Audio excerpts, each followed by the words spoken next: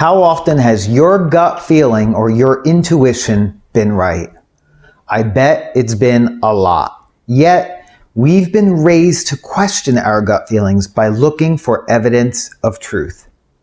In this video, I'm going to share with you 5 tips on how to develop and trust your intuition.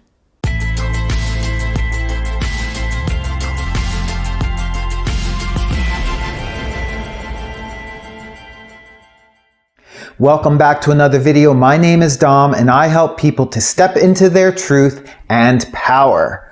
How often has your gut feeling or intuition been right?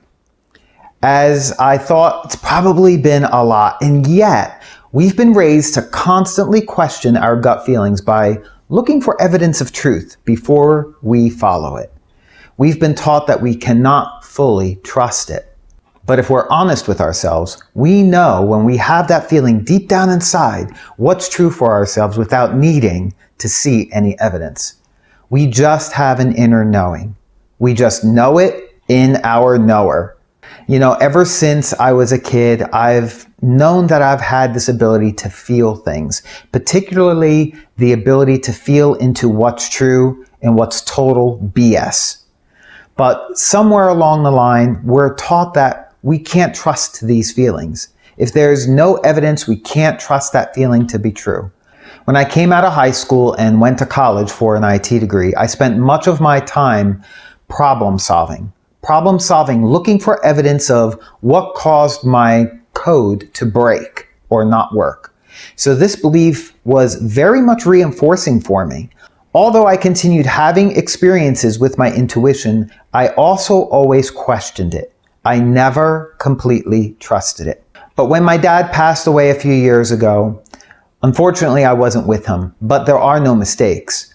On the evening of his passing, there was this calmness and peace that just waved over me. And I felt him pass over and had a conversation with him. Moments after, it's as if I was like snapped out of whatever state of consciousness I was in. And as I snapped out of it, I happened to look at the clock. And then I just couldn't believe what I felt or experienced. I was in this feeling of total disbelief. I actually got angry with myself for thinking that. I believed I was just thinking it. I was denying that I had the experience, telling myself it didn't happen. How could I be thinking or feeling that? I had to hold on to hope for my dad. When I arrived at the hospital, his time of passing was confirmed to be the time that I saw on the clock. I was in so much overwhelm and shock and awe by this experience. But oddly, I also felt a peace in my heart that no human being on the planet can fully understand in this realm of living. Ever since then, I've really been tuned into these feelings, these inner feelings, this inner guidance system. I've stopped questioning them because I know them to be true and have spent the past few years developing my inner guidance system, or a deeper intuition. So tip number 1 to developing your intuition: trust yourself more. Whatever your belief system may be, in trusting yourself more, you become less affected by those around you, and you can start making decisions that are better for you as an individual.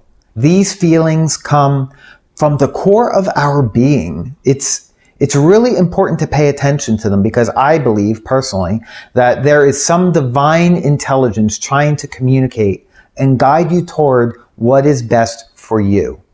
Tip number 2, take time away every day from your smartphone, TV, and computer. Turn off the news and get out into nature, whether that's a park with trees, a beach, or hiking in the mountains, it doesn't matter. Getting outside in nature and just paying attention to what's really there around you and connecting into the life force that keeps us all going. Breathing in the fresh, clean air. And if you can take your shoes off and be barefoot in the soil, that is amazing because most of us have lost all connection with the earth. That's why it's called grounding. It's so important. There's just so much that you can do that is free of charge. So getting out in nature is really important. If you are lucky enough to have animals in your life, actually take time to sit down with them and really look at them and watch them. I do this with my dog Rio, and as I look at her right now, she's laying down right over here, nearly fast asleep watching me. But if some bit of danger came in, she would straight up be awake and reacting to it. Every time I take her out to the park or for a walk, she is so full of joy. Our pets really know how to enjoy the moment. When you walk your dog isn't thinking about what they've got to do next, or what work they've got to do, or what things they've got to get done before the end of the day. The dog is just thinking, how amazing is it that I am out on this walk with my favorite person in the world? And the dog is reacting to every other dog, every other person, every squirrel that they come into contact with. She's reacting to those in that moment at face value without any assumptions. And what they are really doing is reading the other animals or human beings' energy field. But as humans, we don't do that. We have a tendency to jump right into judgment very, very quickly. We assume when we see someone, we immediately are making judgments about them. But if we can actually stop and observe and listen to those people, or listen to nature and watch what our dogs are doing, suddenly it takes us right back into our heart center and gut, into the core of our being. And it takes us away from the thinking part of our brain. Now, the thinking part of our brain does have some very important uses, but as humans, we have a tendency to overuse it. So actually learning from the way animals respond, whether they are domesticated or wild animals, can really take us back to trusting ourselves and trusting our intuition. There is a calming effect that connects us back to what's true about our creation. If we can keep an inquiring mind from the core of our beingness with what we're observing and seeing, with what we're hearing and what we're feeling from inside, and remain in curiosity with it by asking why questions about what we're constantly being told, especially when what we're seeing with our own eyes and feeling from our core isn't in alignment with what we're seeing or being told from the outside world. Our ability to connect with what's really true for us through our own inner guidance system or intuition will sharpen. A quick real-life example here. When we're seeking health advice, where do we typically turn first? We typically turn and ask our doctors. But take a moment and ask yourself this question. Does your doctor look healthy? If in the core of your being you feel that the answer is no, this is a red light going off in your intuition, letting you know that this doctor may not be the best doctor for you to receive advice from on living a healthy life, because something's out of alignment. They aren't speaking from their beingness. They are speaking from their knowledge. And although knowledge is awesome, it's cool, it's great, it can serve us well, being is much more powerful. As a human being, I feel much more connected and comfortable to those who are in alignment with their being than those who are not, than those who are just saying something because they know it to be true. I feel much more comfortable and connected with someone who is in their being as well. Tip number 3, do what your intuition is telling you to do, not what others are telling you to do. Here's a really good example. So many people have been raised to believe that the American dream is to go to college, to get a degree, to get a good paying job, to buy expensive cars and have a big home and retire with your gold watch, only later in life to realize that the so-called American dream has become the American ball and chain around their ankles. They didn't follow their intuition for their own American dream. They were influenced by what everybody else told them it was.